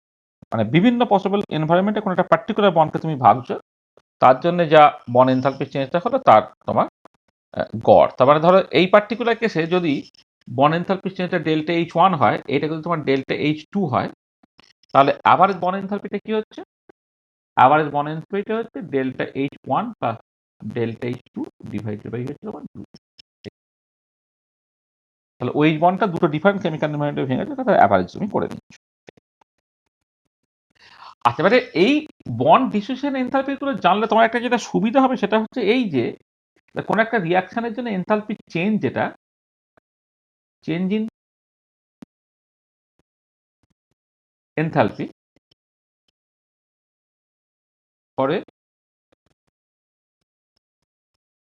Chemical reaction delta H for the reaction, সেটা হবে তোমার sum of bond dissociation enthalpy. BDE হচ্ছে বন্ড ডিসোসিয়েশন এনথালপি। হ্যাঁ, এই যে বন্ড ডিসোসিয়েশন এনথালপি তুমি BDE দিয়ে লিখি। তাহলে bond dissociation sum of bond dissociation enthalpy of the reaction, তার মডুলাসের যোগ minus sum of bond enthalpy of the product. এই রেশিওটা, এই ডিফারেন্সটা হচ্ছে তোমার এনথালপি অফ দ্য রিঅ্যাকশন। যে রিঅ্যাকশনগুলো আছে তার যে বন্ড ডিসোসিয়েশন এনথালপি তার যোগফল মাইনাস যে প্রোডাক্টগুলো আছে তার বন্ড ডিসোসিয়েশন এনথালপির যোগফল, এটা। আচ্ছা, এবারে যদি এমন হয় যে if product is more stable than reactant, মানে প্রোডাক্ট বেশি স্টেবল মানে কি প্রোডাক্টের বন্ডের নাকি যোগফলটা বেশি, তখন কি হবে? ডেল্টা এইচটা লেস দ্যান 0 হবে, তখন তুমি এক্সোথার্মিক রিঅ্যাকশন পাবে। এক্সোথার্মিক রিঅ্যাকশন হবে। আর যদি এমন হয়ে যায় যে if product is less stable than reactant, তার প্রোডাক্ট যদি লেস স্টেবল দ্যান রিঅ্যাকট্যান্ট, তাহলে রিঅ্যাকট্যান্ট বন্ডের নাকি যোগফলটা বেশি, তখন ডেল্টা এইচটা গ্রেটার দ্যান 0 হচ্ছে, তখন তুমি এন্ডোথার্মিক রিঅ্যাকশন পেয়ে যাবে। ঠিক আছে, তাহলে একবার তুমি এক্সোথার্মিক রিঅ্যাকশন পেলে, এন্ডোথার্মিক রিঅ্যাকশন পাচ্ছ। এবং দেখবে আমরা পরে শেখাবো খুব ভালো করে। ধরো তুমি একটা রিঅ্যাকশন প্রোফাইল ডায়াগ্রাম বলা হয়, এদিকে তুমি একটা পোটেনশিয়াল এনার্জি প্লট করছো, এদিকে তুমি রিঅ্যাকশন কোঅর্ডিনেট প্লট করছো। আর মানে রিঅ্যাকশন কোঅর্ডিনেট, ধরো এখানে রিঅ্যাকশনটা আছে, এখানে তুমি প্রোডাক্ট আছে। রিঅ্যাকশন থেকে প্রোডাক্ট, ধরো এই যে এইটা হচ্ছে পোটেনশিয়াল এনার্জি, অর তুমি এটাকে একটা এনথালপির কথা ভাবো। এটা আচ্ছা, আমি এক কাজ করি, এটা করার সুবিধা এখানে পোটেনশিয়াল এনার্জি না বলে এখানে শুধুমাত্র এনথালপির কথা বলি। ওয়াই অ্যাক্সিস বরাবর তুমি এনথালপি প্লট করছো, এক্স অ্যাক্সিস বরাবর তুমি রিঅ্যাকশন কোঅর্ডিনেট প্লট করছো। এইটা হচ্ছে আমার রিঅ্যাকট্যান্ট, আর এটা তোমার প্রোডাক্ট। আর এটার অ্যাক্টিভেশন বেরিয়ারের থ্রু দিয়ে যায়, তাকে বলে ট্রানজিশন স্টেট। তো এবারে এইটা হচ্ছে এনথালপি ফর দ্য রিঅ্যাকট্যান্ট, এই এতখানি ভ্যালু। আর এই ভ্যালুটা হচ্ছে তোমার এনথালপি ফর দ্য প্রোডাক্ট। তাহলে এই যে ডিফারেন্সটা, এই যে ডেল্টা এইচ। তাহলে দেখো, প্রথম কথা হচ্ছে যে এই পোটেনশিয়াল এনার্জি সারফেসে রিঅ্যাকট্যান্ট থেকে প্রোডাক্ট নিচে আছে, মানে যে প্রোডাক্টটা বেশি স্টেবল। আচ্ছা, প্রোডাক্টটা যদি বেশি স্টেবল হয় তাহলে তাকে প্রসেসটা এক্সোথার্মিক কেন? কারণ ডেল্টা এই যখন ক্যালকুলেট করবে enthalpy product minus enthalpy for the reactant, যেটা তো লেস দ্যান 0 হচ্ছে, এটা একটা এক্সোথার্মিক রিয়াকশন। এক্সোথার্মিক রিয়াকশনের ক্ষেত্রে রিয়াক্ট্যান্ট থেকে প্রোডাক্টটা নিচে থাকে। আর এটাই যদি তুমি এইরকম একটা ছবি পেতে, এদিকে তুমি রিয়াকশন কোঅর্ডিনেট প্লট করছো, এইখানে ধরো তোমার রিয়াক্ট্যান্ট আছে, এইখানে ধরো তোমার প্রোডাক্ট আছে,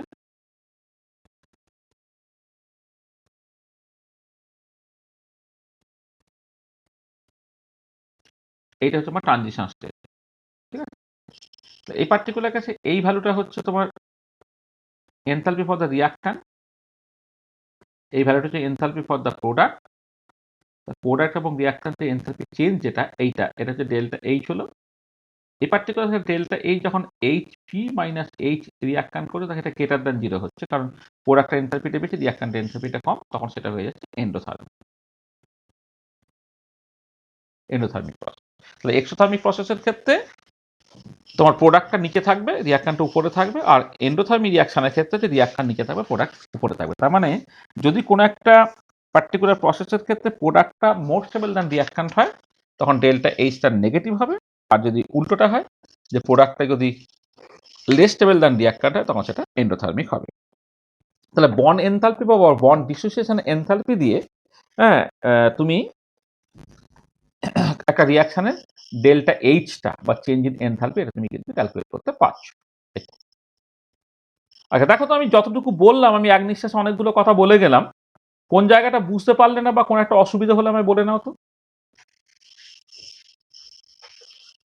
মানে যা বলেছি তাতে আরো কিছু অসুবিধা হয়েছে এখন অবধি? ঠিক আছে,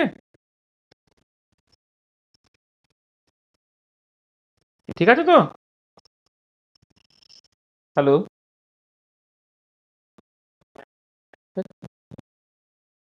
আচ্ছা, আমার মনে হয় আজকে এই পর্যন্তই থাক। হ্যাঁ, অনেকটা হয়েছে, অনেক কথাবার্তা বলা হয়েছে, এই পর্যন্ত থাক।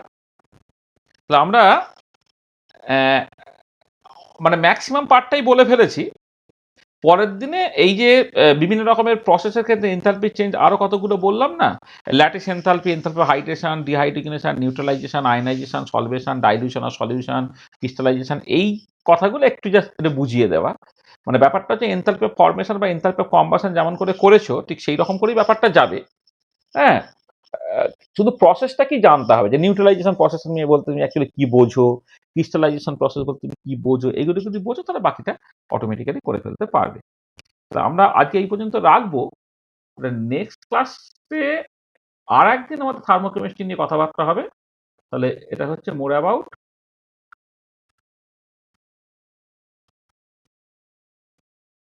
থার্মোকেমিস্ট্রি। থার্মোকেমিস্ট্রি আমাকে অনেক কিছু বলতে হবে, এবং থার্মোকেমিস্ট্রি থেকে প্রচুর নিউমেরিক্যাল প্রবলেম আসে। হ্যাঁ, নিউমেরিক্যাল প্রবলেমসগুলো আমাদের করতে হবে, নিউমেরিক্যাল প্রবলেমস। হ্যাঁ, তো থার্মোকেমিস্ট্রি এবং সেখান থেকে নিউমেরিক্যাল প্রবলেমস, এইগুলোকে নিয়ে আমরা অ্যাকচুয়ালি আলোচনাটাকে করব। তো আমাদের মনে হয় এই পর্যন্ত রেখে দিই, এন্ড অফ লেকচার বলে এটা। হ্যাঁ, দেখো তাহলে যতখানি পোর্শন কভার করেছি সেটা সব পরিষ্কার হয়েছে, কোনো অসুবিধা নেই।